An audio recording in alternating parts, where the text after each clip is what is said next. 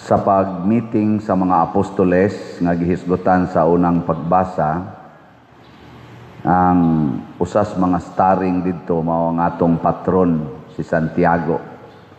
Maoy ni final og istorya kay siya may leader sa simbahan sa Jerusalem. Didto man sila nag-meeting og ang gamay nga kontrobersiya nga ilang sulbad mao ang pagdesisyon kon ipatuman ba ang palisiya nga gituman sa mga Hudiyo nga magpatuli gyud ang mutuo Ginoo kinahanglan tinuli, circumcised. Nya kay ang mga pagano wala man sila ana. Mao to nga ilang gipamalandungan, sugo ba nis Ginoo o sugo sa tao. Nga ilang napamatud-an na kana diyang pagka tinuli nga physical sugo ra gid na sa tao, cultural. Mao tong ningon sila dili nato papasanon og bugat nga palasunon ang mga magtotoo. Nya kanus aman mo bugat ang palasunon sa usa ka tawo kun ang imong gusto nga dili niya gusto imong ipamugos niya. Tanawa ka ng banag asawa, niyang asawa na siya gusto. Ang bana nasa siya iyang gusto, niya di magkaparihas. Niya ipamugos sa asawa ang iyang gusto nga sundon sa bana. Niya ang bana sad iya sang ipamugos ang iyang gusto nga sundon sa asawa. Unsay resulta? Kibaw na mo istubag. Karon ang atong mga politicians kinsa may kusog ang mamugos gyud sa ilang gusto, ang Duterte's group, Marcos group, o Pinklawans group. Kana bang ilag yung ipatuman ba? Gusto nila nga ang ilag yung gusto mo matuman. Ato nang panidaan kay kana mga tawhana ingon ana di gid na sila angayan nga muda og katilingban. Parehara sa gud usahay kaning ato mga chapels dinhi mag-away nya maghimo dayog laing kapilya. Nya man maproblema tang pari unsaong paghusay. Nga buangon. Sige ampo Ginoo nya away. Mao na hinaw di ginakalikayan.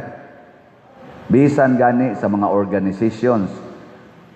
Bisan gani sa atong simbahan.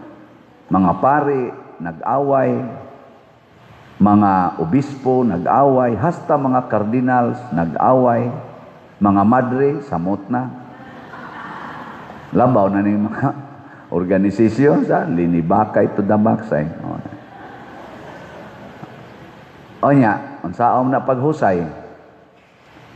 Ibutang gyud sunahona nga ayaw papasana og bugat nga palasunon sa termino pa ni Santiago sa to. Ito yung giingon dire.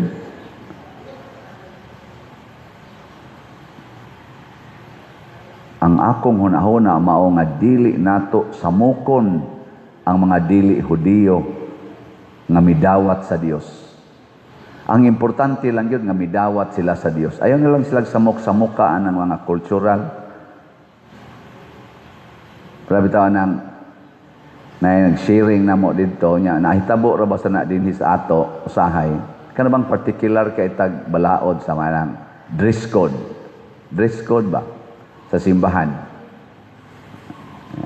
Naagi uban nga ug musod kag simbahan, di ka pasudlon basta ga sleeveless or nag-short. Siyempre, kay di man gina siya nindot tan-aon. Pero sa pari, usahay, nindot sa na siya tan-aon. Pero, og atong i-relate sa ato yung pagsimbas Ginoo, layo ra gyud kay na siya. Dili siya haom. Sa atong culture, kita din ba sa atong culture? Nayusan nako kakaila, nga missionary, classmate nako sa canon law dito pa ko sa UST, eskwela pa ko. Pag-sharing na namo about aning mga cultural practices. Dito siya sa mission area nga mga natives nga ang mga tao dito, mga laki nagbahag, ang mga babae topless. Kana bang wa sila naritabon sa babaw ba? Nindot sa tingin ito tanahon. Nya hastagan ikono ilang iro, ilang baboy, baktin, pasusuhon, usahay sa mga kuan kanang mga inahan ba? Ilang idog o higda, ilang baboy, native jud kanang kuan jud ba kanang mga tribo-tribo ba dito sa bukid. Mao to nga siya man kuno na-assign dito, iya jud gipaningkamutan ang pagkuas mga tao yang instruction sa obispo, teach the people how to worship God properly. Yan abot na to nga nagpista na sila, ni-instruct na sad kuno ang obispo nga let the people kana ganing wear their formal attire. O di mo sa iyang instruction nga wear your formal attire during the mass kay ang obispo mo ay momisa. Sus pag-abot dito ro simbahan na nagtaplis man ang mga babae, nagbahag man ang mga laki. Ang obispo pagkakita niingon dayon niya, di ba giingnan tika nga pasuloba ang mga tao sa ilang formal attire? Ingon sa siya, but Bishop, mao man na ilang pinaka-formal attire diri. Nagbangi na ang formal attire sa obispo nga gihuna-huna ug ang formal attire sa mga tao kay kinsa maroy masunod ani?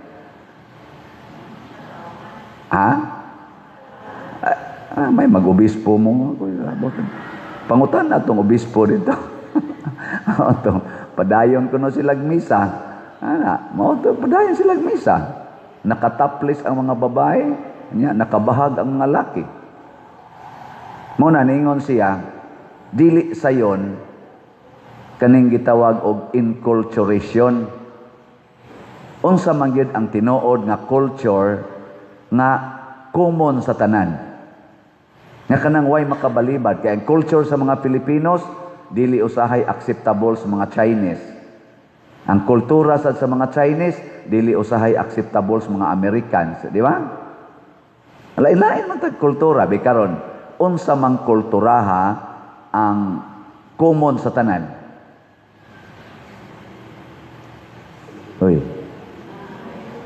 Gugma. Kanang paghigugma. Tanawa, kadaghang mga Pinay nga nakabana og lain-lain og nationality. Di ba? Nindot man kay sila tan-awon. Ang Pinay, porting Batanuna. Ang dito Pikas, porting Tiguanga, gabawog ng lawas. Nya magsige sila yun, honey, come here. Nya musaway ka ana. Moingon ka ana nga, unsa man kaday nga imo man ang apuhan imong gibana. Dili oy. Kay ang ilang kultura dito, bisag 90 na ka, pwede ka mangasawa o 16 anyos. Kita din makakita tag Pilipino nga nagsungkod na, nga 85, makigminyog 20 anyos, magkatawa man ta. Ako mo, retire na tingin ko, ika 67. Basin pag makaminyo pa dito. Oy, katawaan na to eh. Hilas-hilas biya, anak. Ayaw, ilan ang kultura dito? O sila pakialam, anak. Pero, ang pangutana, naghigugmaay ba sila? Kana mo'y pangutana. Unsaon man pagsiguro, nga ikaw, nahigugma sa imong isigkataw, sa gugma, nga Diyos nun. Yan, saan man pagsiguro, be?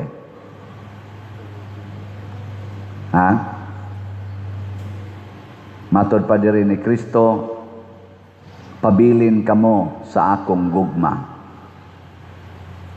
Kung tumano ninyo ang akong mga sugo, nagpabilin kamo sa akong gugma. Sama nga ako nagpabilin sa gugma sa akong amahan, pinaagis pagtuman ako sa mga sugo sa akong amahan.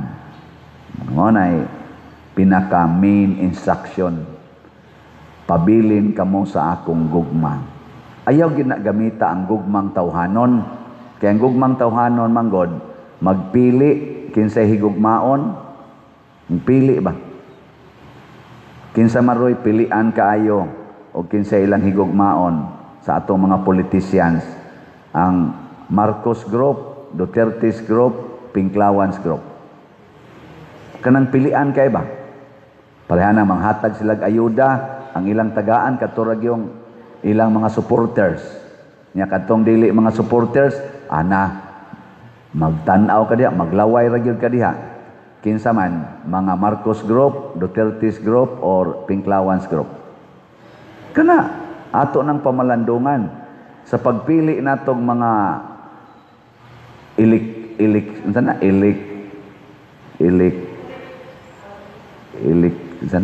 iliktahonon. Kana bang ato bang i-elect ba butaranan? Sa pagpili nato sa atong butaranan, puhon kay hapit na ra ba? Ato ginang tan-aon nga ang atong gipili kamaong mohigugma sa tanan nga mga Filipinos. Kana bang inigdaog niya, wala na'y kolor-kolor, wala na'y partido-partido. Kay panahon raman tos eleksyon, nya kinsay gibutaran, kinsay gituboy, ikaw nga gipalingko diha, ang tanang tao imo na nang atimanon. Pras nako, pari ko, daghan man gyud dinhi ang wa kauyon sad nako. Klaro ang inyong mga naw. Daghan oy. Kay og nakauyon pag yun mo nako, namalit gid unta mo raffle ticket kamo ang tanan. Og nakauyon gyud ba kanang bisan sa ato mga online parishioners, naidaghan nga mo view nako. Kaning akong YouTube, kanang gipang reel man ko diha, gipang TikTok ang ako mga humili. Daghan man ang mo view diha, pero dili tanan nakauyon. Nya sa mga nakauyon kunuhay kanang mo like di sa tanan diha mutuman sa akong gisulti. Naipipila ra gyud tan-aw nako wa gani kaabot 10% sa tanang nag-view kay ang ako gurong subscribers ato pa makadawat kina sila sa atong daily nga messages or kaning atong gi-upload na misa, homily. Pero sige man tag-ingon pamalit mo og raffle ticket 200 pila ni kabok atong subscriber 291,000. Og mamalit lang na sila og raffle ticket tag 200 ra ng raffle ticket gud og kanang 291,000 mamalit nag raffle ticket tagsa lang ka raffle ticket kada semana. Imagine na pila ka raffle tickets ang atong madawat inig tapos sa buwan sa Mayo. Pila man ka? Uy, tubag. Tubag ba? Di mo ka mo compute. 291 times 4. Pila man na?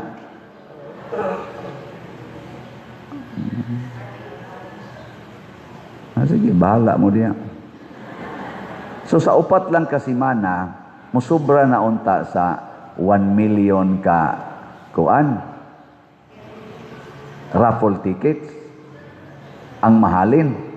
Sa upat lang kasimana. Pero karon mga upat na takasimana, 8,368 pa atong halip. Dako-dako na ni siya, pero layo kayo 291 oy. Nga naman, tungod kay na ay daghan nga di gyud tinuod nga nahigugma. Lingi ay mong tupad ingna tinuod kang nahigugmang padersyano. Ingna tinuod jud ka nahigugma padersyano. Nya unsa may buhaton kung tinuod mong nahigugma ni padersyano? Palit yung raffle ticket. Ayaw kayo lisod-lisuras padersyano balik-balik og kuan. Sige, yaw-yaw. Pero di sad ko mapulan og yaw-yaw nganuan. Kamong tanan ako naman mong gihigugma. Maging sino ka man, mamahalin kita. Kanindot unta ko ng ato mga politicians ingon di man gitingali perfect, pero at least ba ang ilang panglantaw panantan iglingkod sa presidente, ang iyan ang hunahuna, tanang Filipinos akong alagaran, dili lang ang akong mga kaliwat, dili lang ang akong mga barkada, dili lang ang akong mga partido. Iniglingkod sa mga congressmen, ang tanang yung Filipinos mo'y akong alagaran, dili lang ang akong distrito. Dili lang ang ako mga supporters, mausad ang mga senador, mausad ang mga gobernador, mausad ang mga mayor, hangtod sa kapitan, ang tanan nga naas akong barangay akong alagaran. Ang kapitan, dili kay pilion lang niya, putlan pagyus kurinti katong tuang. Wa mo butar, putlan pas tubig usahay mayor, kadtong wa mo butar. Ang kadto ditong nainibutar niya, himuan niya karsada, ipakongkrito pa. Ang katong wa, siging request, nangagisi na lang papel, wa gyud aksyon ni. Kay total, wa man sa ko'y supporters diha. Kada eleksyon, pildi man ko diha. Ilam nang subay-subayon, hain sila ni Daog. Nya katong napildi sila, wa mo diha development. Bahala na mo diha. Uy, mga animal mo. Kay kana mga animal, magpili ra na. Tanawa na mga iro, di ba? Og barkada sila o magkuyog, og nailaing iro paghuton. Mausan ng mga manok, barkada sila magkuyog, nailaing manok labkan, di ba? Lingay mo tupad, ing na animal ka? Ing na ba? Na animal? Or we are human beings. We know how to love. Pero atong isaka ang atong way of loving. Let us love each other the way Jesus loves us. Muna ingon siya, paghigugma ay kamo, sama sa akong paghigugma kaninyo. Nga way pili. Di ta magpili. Muna si Santiago, ningon siya, di nato lisod-lisoron, hasulon, ang mga nituos Ginoo. Last na lang lingi sa imong tupad. Ning na, dili na tika lisod-lisoron. Ingna ba? Ingna. Dili na gyud tika lisod-lisoron. Kaning ato mga project din og inyo lang yung tagaag suporta, mopalit na mo tanan og slot, kamong tanan nga territorial o online parishioners. Usa lang ka slot inyong paliton. Kutob karong July 25. Nya mas maayo kada semana palit lang mo usa ka slot hangtod July 25. Nindot kay mahitabo. Nga naman, unsa may atong mga projects din atong bell tower. Atong bell tower. Ato na naron gibuhat, murag naa na naron sa mga 80%. Nya, ang atong adoration chapel, murag naa na naron sa mga 50% siguro. Ang ato usad nga CR, naa na sa mga 20% karon. Or hain na ginana tingali. Nya ang wapa na to masugdi kanang atong buta pumero ato na nang gubuon kay hazard na kaayo nya atong himuon na dihang alley or walk of apostles. 0% pa na. Nya ang atong sunod nga projecton kining atong mga lingkuranan ato ning ilisan 0% pasad ni. Nya og napagitay maghimo ta diha kanato mga plaza, himuon ta na dihang parking area nya karing pikas atong himuon nga mortuary.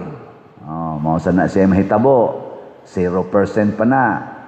Nya human ana maghimo tag dako nga activity center diri sa Loyo, Apostolic sana activity center. Wa na mapakita ana di. Kana 0% pa sana. Nya, magtukod pagitag bag-ong kumbinto. Kanang tanan, dali ra kay ni mahitabo, basta mo palit mo raffle ticket, kausas-usa ka semana, hangtod karong July 25. Promise? Never. Sige, manindog ta katong mo promise.